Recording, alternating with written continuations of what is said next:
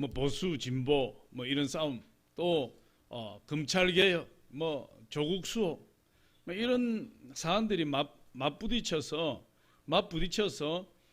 계속해서 나라가 시끄럽습니다. 그런데 이런 여러 가지 한국 정치가 시끄럽고 한국 사회가 시끄러운 그런 여러 가지 원인들이 그 배후에 있지만, 이 시끄러움이 촉발된 어떤 원인을 찾아보면 이 지도 계층의 특권 누리기 때문이다, 이렇게 이야기할 수 있어요. 그것이 촉발이 되었어요. 그래서 이 대한민국에 있는 수많은 청년들과 학생들과 보통 소시민들이 어떤 공정한 기회를 갖지 못하는 데 대한 울분이 나오고, 또 그것이 진영 싸움이 되어서 또 진영별로 싸우게 되고, 그러다 보니까 나라가 한시도 조용할 날이 없어요. 그런데 그 가장 근본적인 처음 시작 촉발된 그 원인은 신분에 따르는 특권과 반칙과 또 그 혜택을 보기 위한 어떤 그런 문제 때문에 발생했다, 이렇게 볼 수 있어요. 얼마 전에 우리 이 텔레비를 보니까 그 드라마에 이 스카이 캐슬이라는 그런 드라마가 있었다 그래요. 제가 한 번도 못 봤어요. 근데 거기에 나온 배우들이 나와서 이렇게 대담하는 걸 내가 한두 번 본 것 같은데, 직접적으로 그건 보지 못했어요. 그런데 이 스카이 캐슬이 뭐냐 하면 대한민국의 상위 0.1%가 모여 사는 스카이 캐슬 안에서 일어나는 일이라 그래요. 그래서 그 대한민국의 지도층에 있는 그런 부모들이 자기 자식을 천하제일의 왕자와 공주로 키우고 싶은 그런 욕망 때문에 그들이 누리고 있는 특권을 온갖 반칙과 불법을 사용해서 스카이 대학에 입학시키고 그 자녀들의 신분 상승을 꾀한다는 거예요. 근데 그 드라마가 실제로 이제 그걸 그렸다고 하는데, 저는 뭐 보지를 않았으니까 드라마니까 그러겠지. 드라마니까 그런 허구의 사실을 꾸며서 픽션으로 만들어서 이렇게 보여주는 거겠지, 이렇게 생각을 했어요. 그런데 지금 우리나라 시끄러운 이 조국 사태가 터지고 나서 얼마 전에 제가 우연하게 TV를 보다가 실제로 대한민국에 이 입시 브로커가 있다는 것을 알게 됐어요. 입시 브로커라는 사람이 나와서 그 기자와 대담하는 모습을 봤어요. 얼굴은 보여주지 않았지만. 근데 그 입시 브로커의 이야기를 들어보니까 정말 이런 세계가 있구나. 정말 대한민국이 이런 세계가 되었구나. 이 범인들, 소시민들은 생각도 할 수 없는 그런 사회로 가고 있구나 하는 걸 깨달았어요. 거기에 보니까 입시 브로커 하는 말이 고등학교 1학년 때부터 소그룹으로 5명, 6명 소그룹으로 조를 짜가지고 그 부모의 재산 정도, 부모의 스펙, 부모의 사회적인 지위, 그런 걸 따져서 이 아이는 1억, 이 아이는 1억 2천, 이 아이는 1억 5천, 그 가격을 매기는 겁니다. 그래서 그 아이들 가격에 따라서 이 표창장도 만들어주고, 그리고 무슨 대회에 나가서 수상 경력도 쌓게 해주고, 또 그런 실력이 안 되면 가상의 대회까지 만들어서 가상의 어떤 상장을 만들어서 입시 때 활용하는 그런 일들이 지금 입시 브로커를 통해서 일어나고 있더라고요. 이건 뭐 상상도 못했던 일이에요. 그런데 지금 우리 조국 사태가 일어나고 있지만 거기에도 가장 큰 문제가 뭐죠? 가장 근본적인 문제가 아까도 말씀드렸지만 지도계층의 온갖 반칙과 불법과 특권을 사용하는 문제예요. 그것 때문에 수많은 불특정 다수의 학생들이 피해를 입고 거기에 분노하는 거죠. 근데 실제로 우리 사회가 그렇게 되었다. 이야, 이 대단한 사회구나. 우리나라가 어마어마한 사회구나. 근데 우리 교회에 계신 우리 성도님들은 그런 최상층에 해당되는 그런 분들은 아마 없는 것 같아요. 우리 성도님들은 그게 안 될 것 같아. 내가 아무리 생각해도 막 1억씩, 1억 5천, 1억 2천씩 막 주고 그 스카이 대학에 보낼 만한 그런 그게 안 될 것 같아. 꿈도 꾸기 힘든 거죠. 꿈도 꾸기 힘들고 세상이 이렇게 무섭게 변하고 있나 이런 생각이 들어요. 근데 그렇게 하는 이유가 뭐죠? 신분 상승이에요. 신분 상승을 노리는 거죠. 그런데 그런 생각이 좀 들었어요. 그렇게 해서 신분 상승이 되면은 만족이 될까? 그렇게 해서 신분 상승을 이루고 나면 행복할까? 자기 자신에게 떳떳하지 못하고 하나님 앞에 떳떳하지 못하는 그 인생이 정말 행복한 인생이 될까? 그런 생각이 든 거예요. 그럼 그렇지 않겠습니까? 하나님이 인정하지 않고 자기 자신이 떳떳하지 않은데 어떻게 행복한 인생을 누릴 수가 있겠습니까? 비록 사람들에게는 존중을 받는, 존경받는 그런 사회적인 지위를 가진다 할지라도 자기 자신 안에서는 갈등이 일어날 것 같아요. 근데 오늘 우리가 읽은 본문을 통해서 보면 진정한 신분 상승이란 어떤 것인지 우리에게 가르쳐 주고 있어요. 거기에 대해서 몇 가지 알아보면 첫 번째로 이제부터는 이랬어요. 이제부터는 16절에 보니까 우리 16절 같이 한번 읽어보겠습니다. 시작. 그러므로 우리가 이제부터는 여기까지만 여기까지만 그러므로 우리가 이제부터는 근데 이제부터는 네가 언제부터냐 하면 우리가 예수 그리스도를 알고 나서부터는 이런 뜻이에요. 그럼 예수 그리스도를 어떻게 알았느냐? 예수 그리스도께서 십자가에서 죽으시고 부활하심을 경험하고부터는 이런 뜻이에요. 다시 말해서 예수님이 저와 여러분 죄를 대신 짊어지시고 십자가에 죽으셨다가 하나님 아버지께서 예수님을 살리셔서 부활시키신 그 사건, 예수님이 우리의 모든 죄 문제를 해결하시고 죽으셨다가 하나님의 능력으로 부활하신 그것을 믿는 순간부터 이제부터는 그것이 이제부터예요. 근데 그때부터는 이렇게 이야기를 하는 거죠. 그래서 15절에 보면 우리 다시 15절 한번 같이 읽어보겠습니다. 시작. 그가 모든 사람을 대신하여 죽으심은 살아있는 자들로 하여금 다시는 그들 자신을 위하여 살지 않고 오직 그들을 대신하여 죽었다가 다시 살아나신 이를 위하여 살게 하려 함이라 이랬어요. 예수님께서 조금 전에 말씀드렸지만 내 죄를 위해서 십자가에서 죽으시고 그리고 부활하신 것을 경험한 이후부터는 저와 여러분이 우리가 예수 그리스도께서 나를 위해 십자가 죽으시고 죽음 가운데 부활하신 것을 우리가 십자가를 통해서 경험하는 거죠. 그것을 경험한 이후부터는 이렇게 이야기해요. 그 이후부터는 어떻게 되느냐? 우리가 사람들을 볼 때 육신을 따라 보지 않는다는 거예요. 육신을 따라. 그러니까 스펙을 보지 않고 외모를 보지 않고 그 사람의 사회적인 지위를 보지 않고 우리는 오직 그 사람의 하나님의 축복의 사람인지를 본다는 거예요. 그것이 바로 신분의 변화예요. 그래서 오늘 16절에 다시 보면 이렇게 이야기합니다. 그러므로 우리가 이제부터는 어떤 사람도 육신을 따라 알지 아니하노라. 비록 우리가 그리스도도 육신을 따라 알았으나 이제부터는 그같이 알지 아니하노라. 우리가 예수 그리스도를 경험하고 십자가를 경험해서 우리 구원을 받은 다음에 우리는 어떻게 변화되느냐? 지금까지 사람들을 볼 때는 그 사람의 스펙을 보았다 이 말이에요. 그 사람의 외모를 보았고 그 사람의 사회적인 지위나 그 사람의 재산의 유무를 보고 우리가 사람을 판단했어요. 그게 여러분 온갖 불법과 온갖 특권을 이용해서 신분 상승을 이루려고 하는 인간의 욕망이 거기 들어있는 거죠. 그런데 우리가 예수 그리스도를 딱 경험하고 나니까 내가 거듭난 사람이 되고 나니까 새로운 신분으로 변화되고 나니까 사람을 그렇게 보지 않고 무엇으로 보는 거죠? 중심을 보기 시작한다. 중심을. 그래서 우리가 사람을 다르게 보기 시작하는 거예요. 육신을 따라 이 말은 옛사람을 이야기하죠. 옛습성. 전혀 변화되지 않은 십자가를 통해서 변화를 경험하지 못한 사람. 자연인의 상태. 그것을 육신을 따라 난 사람이에요. 그것이.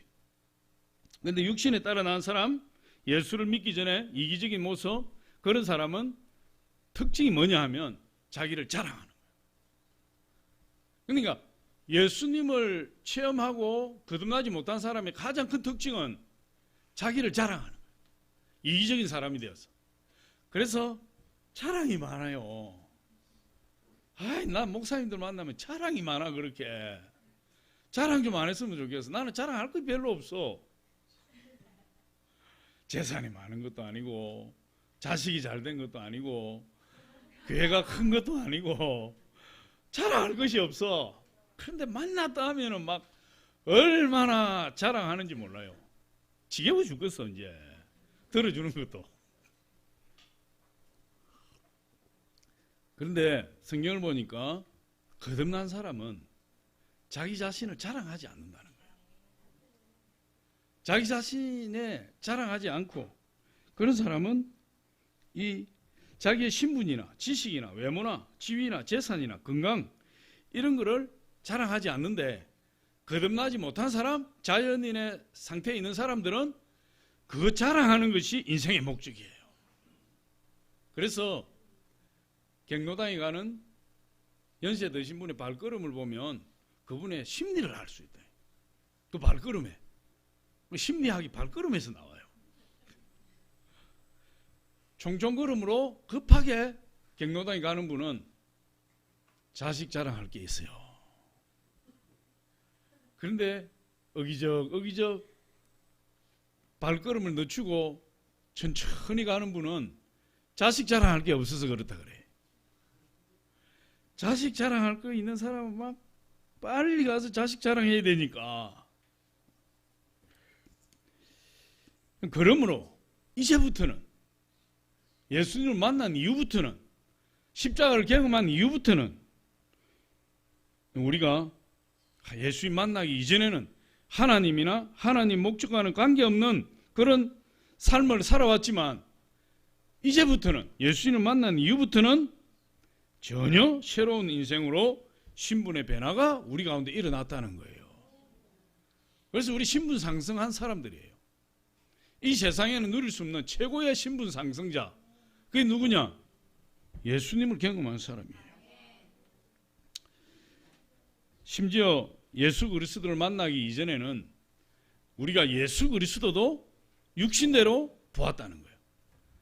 예수 그리스도도 육신대로 판단했다는 거예요. 그래서 16절 하반절에 보니까 우리가 그리스도도 육신을 따라 알았으나 이랬어요. 예수님도 우리가 육신으로 알았다. 다시 말해서 예수님은, 유대인들이 예수님을 볼 때 어떻게 보았어요? 하나님의 아들로 인정하지 않았어요. 하나님 아들로 인정하지 않고 저 갈릴리 어부 촌구석에 별 볼 일 없는 집안에, 그 아버지는 목수요, 어머니는 집에서 밥하는 그런 사람, 별 볼 일 없는 집안에, 자식이 많은 집안에 장남으로 태어난 볼 것 없는 사람, 그 사람이 누구냐? 저 예수라는 사람이다. 그렇게 보았다는 거예요. 지금까지. 그래서 이 예수님이 고향에 가면 사람들이 예수를 배척하는 거예요.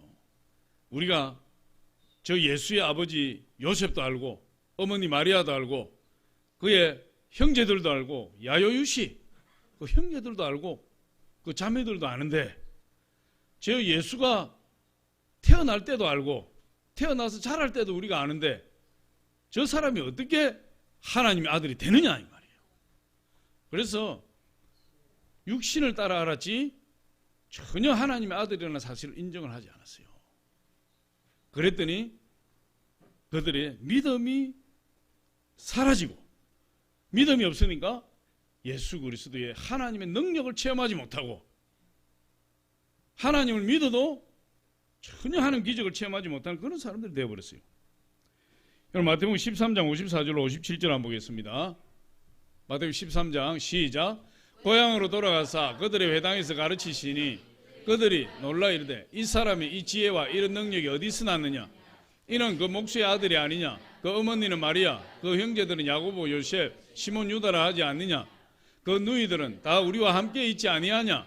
그런즉 이 사람의 이 모든 것이 어디서 났느냐 하고 예수를 배척한지라. 예수께서 그들을 말씀하시되 선지자가 자기 고향과 자기 집 외에서는 존경을 받지 않음이 없느니라 하시고. 그러니까 육신대로만 알았어요. 그러니까 주 예수를 우리가 아는데, 어릴 때부터 아는데, 그 아버지 어머니를 다 아는데 저자가 뭔 하나님의 아들이냐, 쫓아버렸다 이 말이에요. 그런데 그 쫓아버린 행위가 믿음이 없어서 그랬다.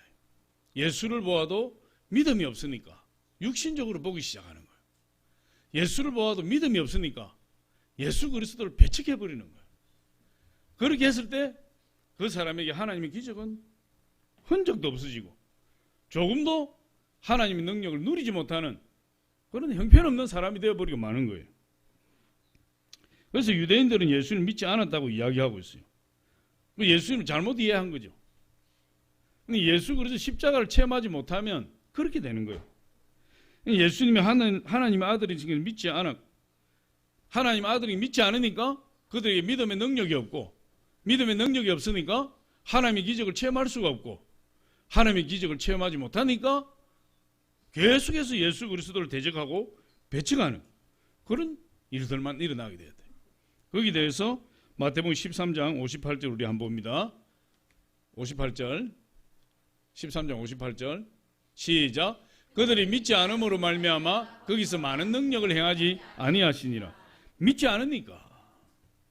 우리가 교회 나와 있어도 예수 그리스도를 하나님의 아들로서, 우리 죄를 용서하신 우리의 구원자로서, 우리의 인생을 주관하고 있는 우리 인생의 왕으로서 예수 그리스도를 믿지 않으면 우리 인생 가운데 하나님의 기적이 없어요. 믿음이 있어야 되는 거예요. 그 믿음이 있으려고 하면 우리 신분이 변화돼야 돼요. 그러면은 하나님을, 예수님을 하나님의 아들로 인정하고 우리의 모든 구세주로 인정하고 우리의 인생을 이끌어가는 우리를 통치하시는 왕으로 인정할 때 그때 기적이 일어나요. 오늘날도 마찬가지다. 예수님을 육신적으로만 알고 있으면 능력이 없고, 육신적으로만 안다는 것은 예수 그리스도를 어떻게 알고 있느냐? 우리가 어려움을 당했을 때 그 어려움을 해결해 주시는 분, 우리가 여러 가지 부족함이 있을 때 그 부족함을 채워주시는 분, 우리 문제를 만났을 때 그 문제만을 해결해 주시는 분, 그런 분으로 우리가 인식할 때 우리는 예수 그리스도를 육신적으로 아는 사람들이에요. 육신적으로 따르는 사람들이에요. 그렇게 해서는 예수 그리스도를 온전히 우리가 알 수가 없어요. 그럼 우리 예수 그리스도를 어떻게 알아야 되는 거죠? 예수님은 하나님의 아들이시다. 우리 죄 문제를 십자가에 해결하신 분이다. 그리고 우리를 죽음 가운데서 부활하실 영원한 왕이 되시다. 그분이 바로, 예수님 바로 하나님 본체가 되시는 분이다. 영적으로 우리 예수 그리스도를 만날 때 우리 안에 놀라운 신분의 변화가 일어나서 우리가 하나님 자녀가 되고 하나님 자녀에게 주시는 놀라운 축복이 우리 가운데 일어나게 되는 거예요. 그래서 이 사도 바울은 예수님을 아는 지식, 지금까지 사람들이 예수님을 모른다 이 말이에요. 수없이 예수라는 이야기를 들었어도, 수없이 예수님에 대한 설교를 들었어도 예수님에 대해서 알지만 예수님을 알지는 못해요. 이 사도 바울이 자기가 지금까지 평생에 이룬 모든 것을 다 버린다 할지라도, 자기에게 유익하던 것을 다 버린다 할지라도 자기는 예수 그리스도를 아는 지식을 갖기를 소망했다 그랬어요. 사도 바울이 깨달은 거죠. 깨달음이 절정이에요. 내가 예수를 몰랐구나. 내가 예수를 알아야 되는구나. 예수를 알기 위해서 내가 가지고 있는 모든 것을 배설물로 여길지라도 나는 조금도 개의치 않겠다. 예수 그리스도 아는 예수를 아는 그 사실 하나만이 나에게 너무나 중요하다는 그걸 알았어요. 그러면서 자기가 가진 모든 것을, 자기에게 유익하던 모든 것을 다 뭐로 여긴다 그랬어요? 배설물. 배설물이 여러분 우리 쉽게 이야기하면 뭐예요? 똥이야, 똥. 지금 나를 유익하게 하던 모든, 내가 유익하게 생각해서 내가 보물처럼 안고 있던 그 모든 것들이 예수 그리스도에 비하니까 똥만도 못하다 이거. 똥도 안 되는 거예요. 그래서 내가 똥을 버리듯이 그냥 누가 똥이 그냥 귀하다고 집에 좋은 금그릇, 은그릇에 똥을 담아가지고 이렇게 보관하고 시간이 되면 또 똥을 또 갈아주고 막 또 이걸 또 보관했다가 또 시간이 되면 또 갈아주고 보관하고 막 이런 사람 있어요? 없는 거야. 사도 바울이 자기가 알고 있는 모든 것들을 예수 그리스도 아는 것으로 교체하기 위해서 똥치는 버려버렸다. 빌립보 3장 7절로 11절인데 우리 같이 한번 읽어보겠습니다. 시작. 빌립보 3장 7절로 11절. 뭐 하는 거야? 다빈이 없어?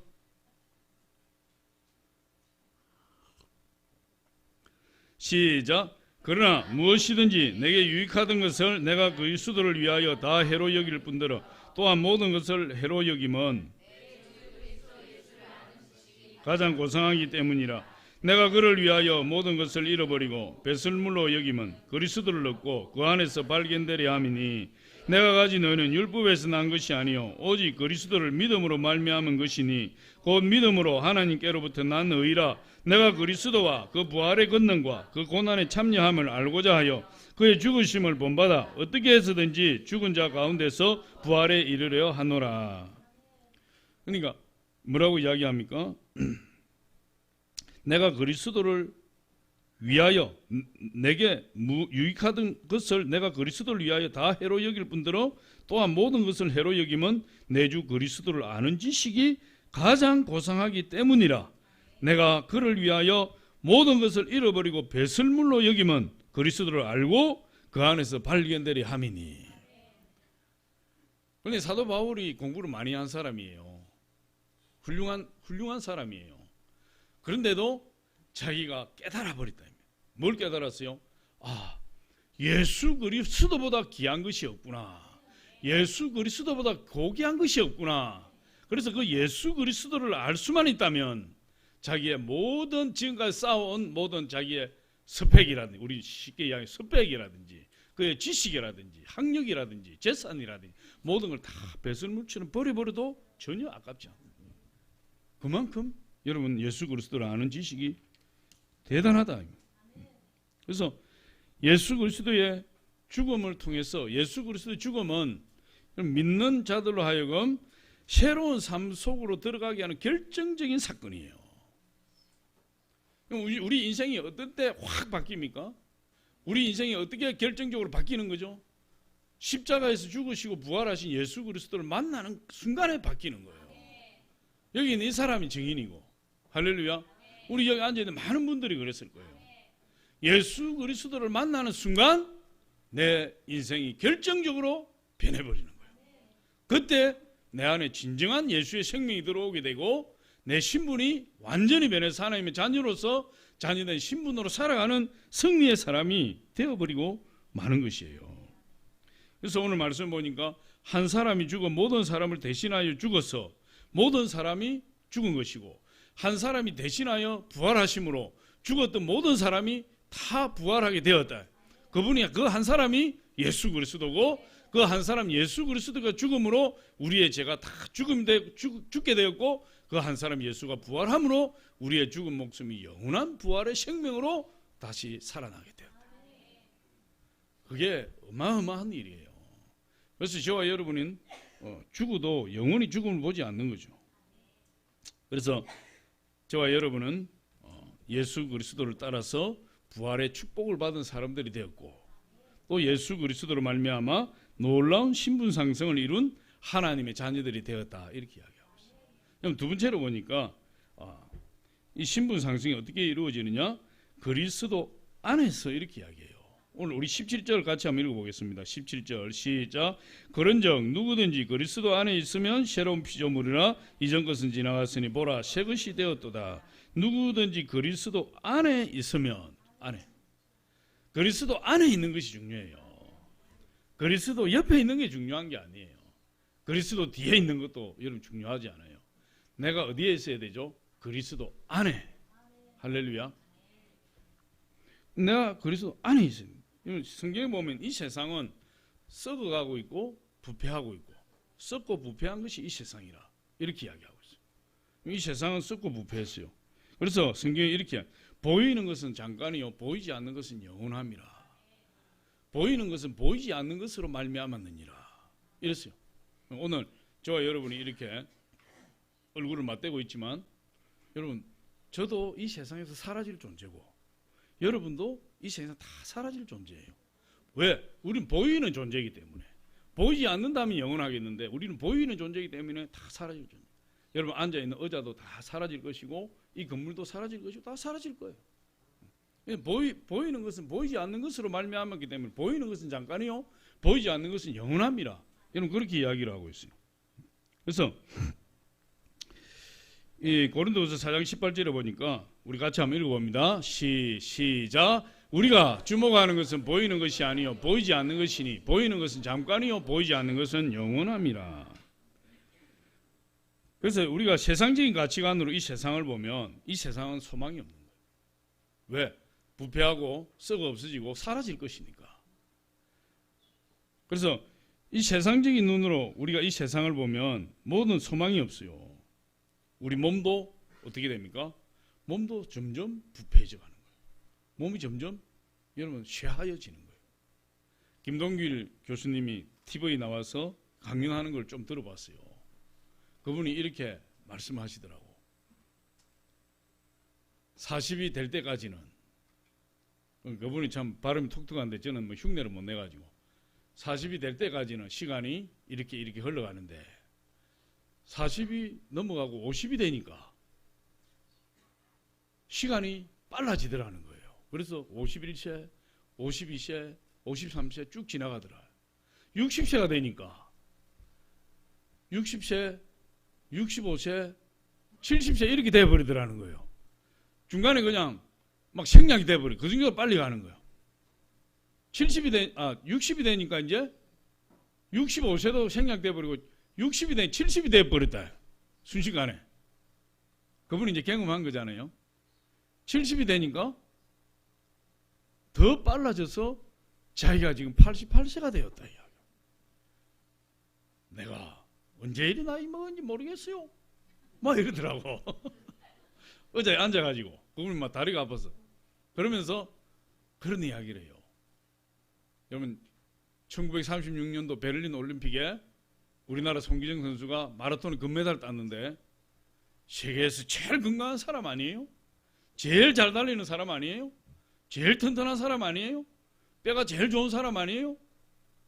그분이 어느 날 우리 집에 왔는데 제 방이 2층에 있었는데 2층을 올라가지 못합니다. 부축 안 하니까 못 올라갑니다. 나이가 그렇게 빨리 지나가요? 그렇게 이야기하시더라고요. 뭐 올림픽에서 마라톤 금메달 딴 데는 무슨 소용이 있겠습니까? 시간이 지나면 몸이 후패해지고 쇠해지고 점점 부패해져 썩어 들어가는 것이 우리 몸만 그런 것이 아니에요. 우리 마음도 마찬가지예요. 우리 마음도 점점 쇠약해져 가고 약해져 가고 젊었을 때는 용기 100배 했지만 나이가 먹어가면서 도전의식이 사라지고 아이고 이 나이에 실패하면 어떻게 하지? 이 나이에 한번 주저앉으면 더 이상 재기하기 힘든데 그러면서 의기소침해지고 그냥 육체도 마음도 정신도 점점 나약해지는 거예요. 그런데 성경이 이야기하기를 그러나 그리스도 안에 있으면 그 모든 것들이 예수 그리스도께서 만물을 새롭게 하시는 그 새롭게 하시는 능력으로 말미암아 예수 그리스도 안에 있는 자들은 새롭게 된다는 거예요. 할렐루야. 예수님께서 만물을 보는 새로운 방식이 존재하기 때문에 예수님이 만물을 보는 방식으로 우리를 만물을 보게 만드시는 거예요. 그러니 예수님이 세상을 새롭게 보시기 때문에 예수 그리스도 안에 있는 자는 이 세상을 볼 때 새롭게 보기 시작한다는 거예요. 그게 바로 자녀된 신분을 가진 자의 축복이에요. 그래서 예수님께서 우리 새로운 신분을 주시기 때문에 이제 우리는 그 새로운 신분에 적응하고 살아가야 되는 거예요. 그래서 우리 부패해져가는 우리의 육체도 세상 가치관으로 바라보면 여전히 부패하고 썩어가지만 예수 그리스도의 새로운 시각으로 바라보게 되면 우리 부패해져가는 육신도 새롭게 되고 나이를 먹어가면서 의기소침해지고 용기가 없어지는 우리 마음도 용기 백배해지고 그리고 내 안에 도전의식도 사라지는데 우리가 새로운 신분으로 바라보니까 내 안에 청년처럼 도전의식이 생겨서 활력을 얻게 되고 무엇이든지 내 안에 예수님 살아 역사하시는 것을 아니까 내가 두려움이 없이 용기 백배해서 하나님 주시는 그 비전을 가지고 살아가게 되더라는 거예요. 그것이 새로운 신분을 가진 자의 특권이에요. 새로운 신분을 가진 자의 축복이에요. 할렐루야. 고린도후서 4장 7절로 9절을 우리 한번 보겠습니다. 시작. 우리가 이 보배를 질그릇에 가졌으니 이는 심히 큰 능력은 하나님께 있고 우리에게 있지 아니함을 알게 하려 함이라. 우리가 사방으로 우겨쌈을 당하여도 쌓이지 아니하며 답답한 일을 당하여 아니하며 버림받지 아니하며 거꾸로 뜨림을 당하여도 망하지 아니하고. 그러니까 예수 그리스도 안에 있는 사람에게 하나님이 세상을 바라보는 새로운 시각을 주신 거죠. 예수 그리스도 안에 있는 사람에게 신분의 변화를 주셔서 그 신분의 변화된 사람이 세상을 바라볼 때는 새로운 시각으로 바라보게 되는데 그것이 바로 예수의 시각으로 세상을 바라보게 됐다. 근데 그 예수의 시각으로 세상을 바라보니까 어떻게 됐어요? 우리가 사방으로 우겨쌈을 당하여도 쌓이지 아니하고 답답한 일을 당하여도 낙심하지 아니하고 박해를 받아도 버림받지 아니하며 거꾸로 뜨림을 당하여도 망하지 않는다 이 말이에요. 그게 새로운 신분을 가진 자에게 주어진 특권이에요. 할렐루야. 그러니까 여러분 우리가 예수 그리스도를 체험한 이후부터 또 우리가 예수 그리스도 안에 거하는 순간부터 우리에게는 완전한 신분의 변화가 일어난 거예요. 완전한 신분 상승이 이루어진 거예요. 이 세상에서는 더 이상 스카이 위에 있는 신분 상승이 올라가 버렸기 때문에 이 세상에 더 이상 올라갈 신분 상승이 없는 거예요. 우리 최고봉에 올라간 사람들 때문에. 할렐루야. 미국의 메리 케이 화장품 회사의 창업주가 메리 케이 애쉬라는 여성분이에요.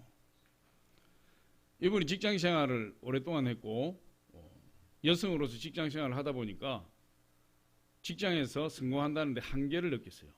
그래서 이분이 화장품 회사를 자기가 창업을 하겠다 하고 회사를 그만두고 나왔어요. 25년 동안 다닌 회사를 그만뒀어요. 자기 남편도 적극적으로 지원을 해서 그러면은 같이 회사를 합시다 이렇게 해서 했어요. $5,000를 들고 화장품 회사를 창업을 하려고 변호사를 찾아가니까 변호사가 그런 말을 해요. 회사를 세운다고 돈을 낭비하니 차라리 돈을 쓰레기통에 집어 던져버리시오. 뭐 그런 사람도 다 있어요. 쉽지 않을 텐데요. 이렇게 해도 될 텐데. 그 돈을 쓰레기통에 집어 던져버리는 게 낫습니다. 이런 거요. 그러니까 얼마나 낙심했겠어요. 그래서 담당 회계사를 찾아가서 또 상담을 했더니 또 비슷한 말을 하는 거예요. 그럼에도 불구하고 이 메리 케이 애쉬라는 분은 자기 남편하고 기도하고 회사를 차렸어요. 회사를 차렸는데 한 달 지나서 남편이 부엌에서 뭘 요리를 하다가 심장마비로 죽어버렸어요. 유일한 후원자, 유일한 든든한 동반자, 그 남편이 한 달 만에 죽어버린 거예요. 창업을 하고 나서. 물론 하나님을 의지하고 하나님을 믿었지만 그 심장마비로 남편이 죽고 나니까 청천백력 같은 일이 일어나. 의지할 곳이 하나도 없는 거예요. 그때부터 이 메리 케이 애쉬라는 분은 하나님 앞에 매달리기 시작했어요. 하나님, 생사화복이 주님께 달렸습니다. 죽고 사는 것이 하나님께 달렸습니다. 성공과 실패가 하나님께 달렸습니다. 하나님께서 저를 이끌어 주십시오. 그러면서 하나님 앞에 매달리기 시작했는데 이분의 인생 철학, 인생 모토가 뭐냐 하면 첫째 하나님, 둘째 가정, 셋째 직장이에요. 근데 모든 우선순위를 누구에게? 오직 하나님께. 첫째 하나님이야. 무슨 일이 있어도 하나님 첫째예요. 두 번째가 가정이고 세 번째 직장이에요. 그런 인생 철학을 가지고 모토를 가지고 사업을 시작했는데 이 하나님께 기도하다 보니까 하나님이 기도할 때 아이디어를 주시는 거예요. 그래서 사업하시는 분은 기도를 많이 해야 돼요. 특별히 새벽 기도가 너무 좋아. 이게 새벽에 조용하게 하나님 앞에 내 사업을 구성하고 있는 이렇게 아뢰면 하나님 잔잔하게 내 마음에 응답을 주시는 거예요.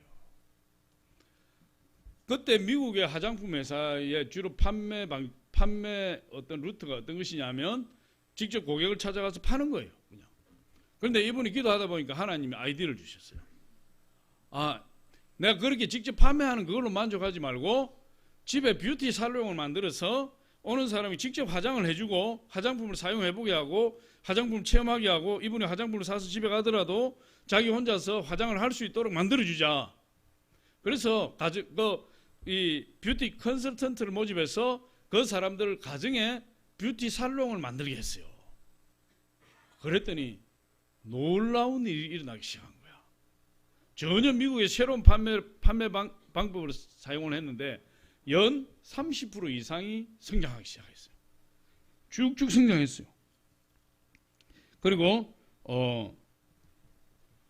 전 세계 29개국에 50만 명의 뷰티 컨설턴트를 거느리게 되었고, 종업원도 미국의 종업원만 3,500명에 달하게 되었고, 이 회사가 3번이나 미국에서 일하기 좋은 100대 기업에 3번이나 뽑히게 되었고, 연 매출이 90년대에 연 매출이 10억 달러가 넘어갔다. 이랬어요. 이 메리 케이 애쉬라는 이 여자 CEO가 그 인생의 모토를 첫째 하나님이야. 최우선순위가 하나님이야. 그걸 정하고 남편도 죽어버리고 또 여러 가지 재정 압박과 또 사회적인 그 인식 가운데서도 불리한 인식 가운데서도 하나님을 최우선순위에 두고 기도하면서 그 사업을 시작을 했더니 실패할 수도 있었고 낙오할 수도 있었고 모든 것 좌절할 수도 있었지만 오뚜기처럼 일어날 수 있었던 것이 하나님을 그 인생의 최우선순위로 두었기 때문에 자기가 성공했다고 고백하는 거예요. 할렐루야. 우리가 그리스도 예수 안에 있으면 내 안에 보배로 와 계시는 예수 그리스도께서 우리를 보배롭게 만들어 주시는 거예요. 할렐루야. 예수님이 우리에게 그렇게 말씀하세요. 너희가 내 안에 거하고 내 말이 너희 안에 거하면 무엇이든지 구하라. 그래야 하면 이루리라. 너희가 어디에 거하고 내 안에 거하면, 너희 안에 내 말이 거하면 무엇이든지 이루어주겠다. 무엇이든지 이야기하고 있어요. 요한복음 15장 7절에 우리 같이 한번 봅니다. 시작. 너희가 내 안에 거하고 내 말이 너희 안에 거하면 무엇이든지 원하는 대로 구하라. 그래야 하면 이루리라. 우리 예수님 밖에 있으면 안 돼요. 예수님 안에 있어야 돼. 예수님을 우리가 우리 안에 모시는 것은 하나님 말씀을 모시는 거예요.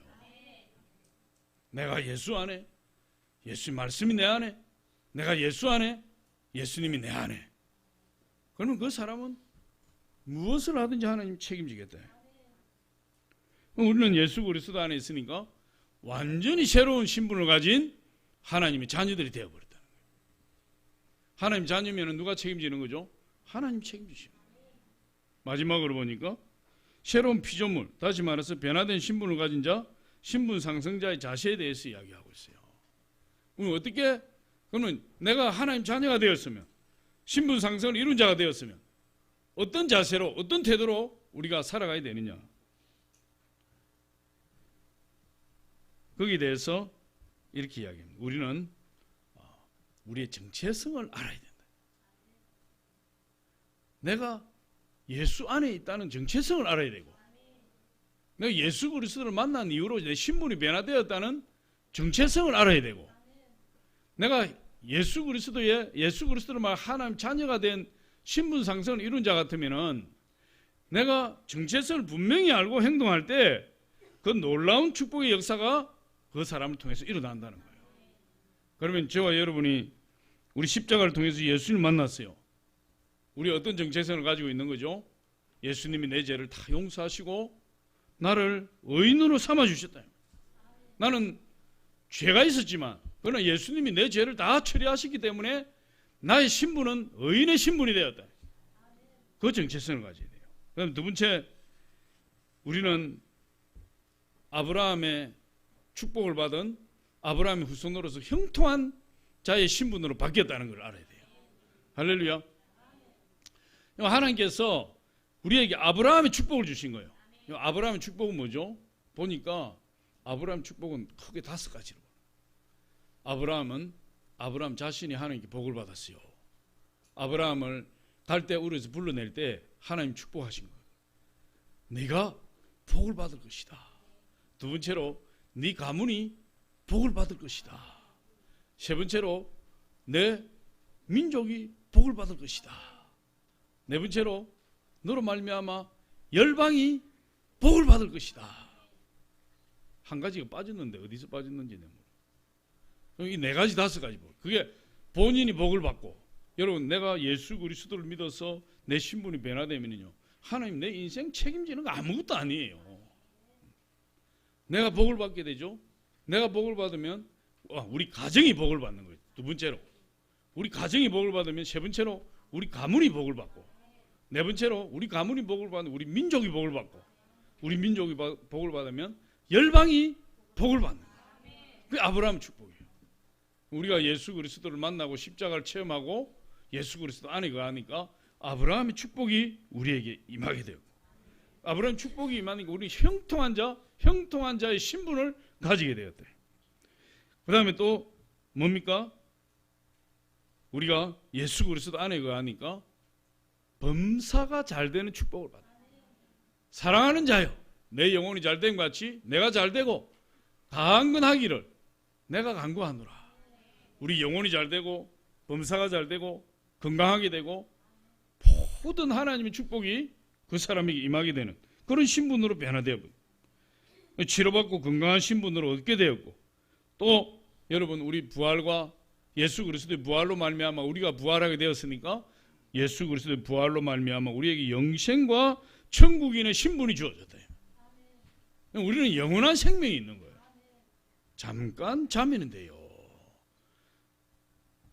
어제 밤에도 막 졸려가지고 제가 안 자려고 막 애를 썼는데, 설교를 마무리하려고 막 안 자려고 막 애를 썼는데 막 졸려서 견딜 수 없더라고.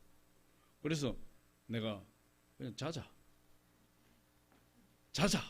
졸리니까. 근데 그 자자 이 말은 뭐죠? 내일 아침에 일어난다. 할렐루야. 내일 아침에 일어날 거야. 그게 대한 확신이죠. 여러분 우리 예수 안에 있는 사람들은 영생을 얻었어요. 그래서 설사 우리가 이 세상을 떠난다 할지라도 졸린다. 자자. 그리고 깨면 끝이야. 할렐루야. 그 다음에 우리는 어떤 신분이에요?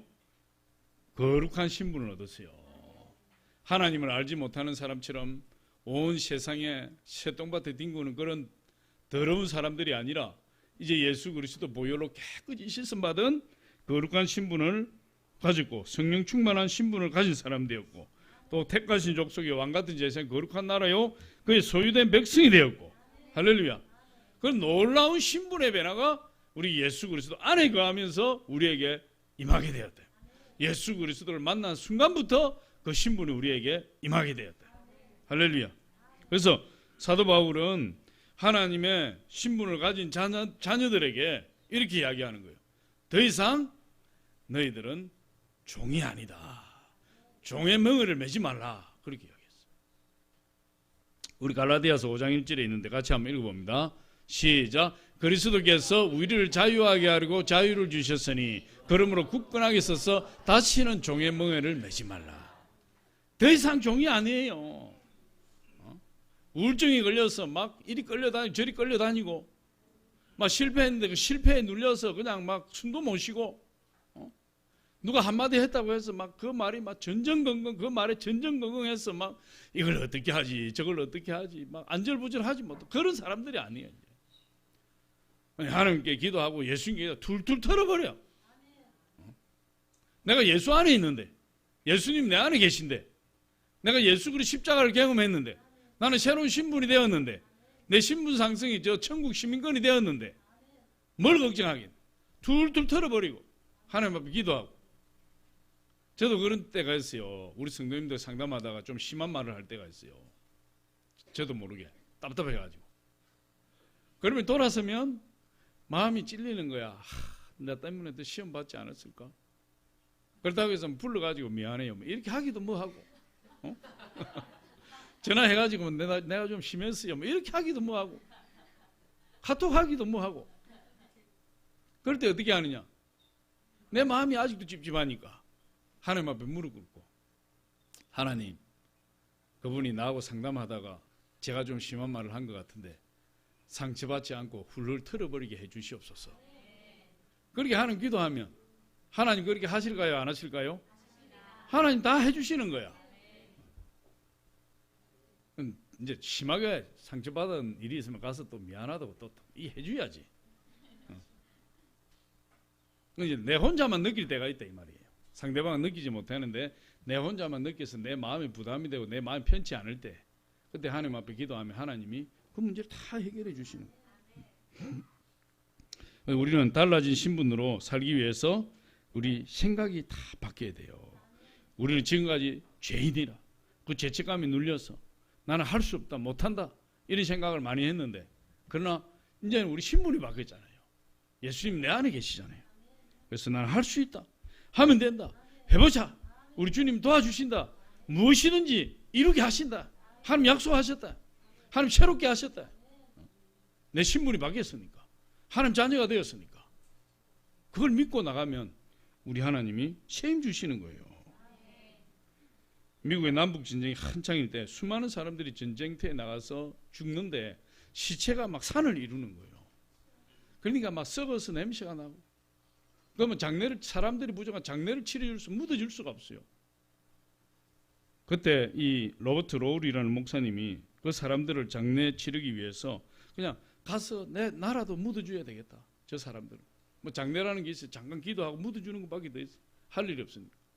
그래서 이분이 가서 그 산더미처럼 쌓여있는 시체들을 뒤져서 그들을 땅에 묻어주고 기도하는, 십자가를 꽂아주고 기도하는데 막 시체를 뒤지다 보니까 살아있는 사람이 너무 많은 거예요. 부상에 막 신음하는 사람들이 막. 그래서 이게 지금 죽은 사람을 장례 치르는 게 문제가 아니고 살아있는 사람 살려야 되겠다. 그래서 이 목사님이 막 부상자를 곧 구출하기 위해서 막 동분서주가 얼마나 애를 쓰니 맨날 며칠을 하다 보니까 탈진해버려요. 탈진해가지고 손가락 하나 움직일 수 없으니까 자기도 그 시체 가운데 누워가지고 이제 부상을 입은 부상자처럼 꼼짝을 못하고 죽어가는 거예요. 그러니까 이게 뭔지 완전히 이제 탈진돼 버렸어요. 그래서 누워서 신음하면서 죽음을 기다리면서 하나님 앞에 기도했어요. 하나님 힘을 주세요. 힘을 주세요. 그랬더니 성령의 음성이 갑자기 들려왔어요. 로우리 목사야, 내가 살아있다. 나는 어둠을 이기고 살아났다.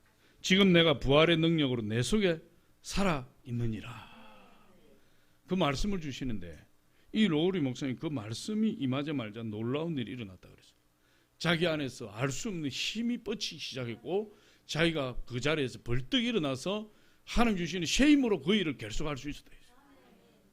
우리 죽어가는 우리에게도 성령이 임하면, 하나님 역사가 임하면 알 수 없는 힘이 하나님으로부터 임하게 되는 거예요. 이분이 그 새 힘을 얻고 그 자리에 박차고 일어나서 그 일을 하면서 너무나 하나님 앞에 감사해서 찬송을 썼어요. 시를 썼어요. 그 시를 쓴 것이 이거예요. 무덤에 머물러 예수 내 구주. 찬송가 160장이에요. 우리 부활절 때 부르는 찬양이지만 무덤에 머물러 예수 내 구주. 새벽 기다리네 예수 내 구주. 원수를 다 이기고 무덤에서 살아나셨네. 어두움을 이기시고 나와서 성도 함께 길이 다스리시네. 사셨네 사셨네 예수 다시 사셨네. 예수님이 영원히 죽음을 이기시고 부활하신 거예요. 그 부활의 능력이 하나님 자녀된 신분을 가진 자에게 예수의 부활의 능력이 우리에게 임한 거예요. 할렐루야. 그 예수 그리스도를 붙들고 예수 안에 있으면 우리 하나님이 우리에게 한없는 은혜와 능력을 주시고 영원한 생명으로 우리를 이끌어 가시는 복된 역사가 일어나게 돼요. 그래서 내가 내 신분을 알면 내가 여러분 강하고 담대할 수 있고, 내가 내 신분을 모르면 여러분 정체불명의 사람처럼 우왕좌왕하는 사람이 돼요. 내가 예수 그리스도 안에서 변화된 신분을 가진 하나님 자녀라는 그 사실을 분명히 알고 저와 여러분이 날마다 승리하시기를 예수 이름으로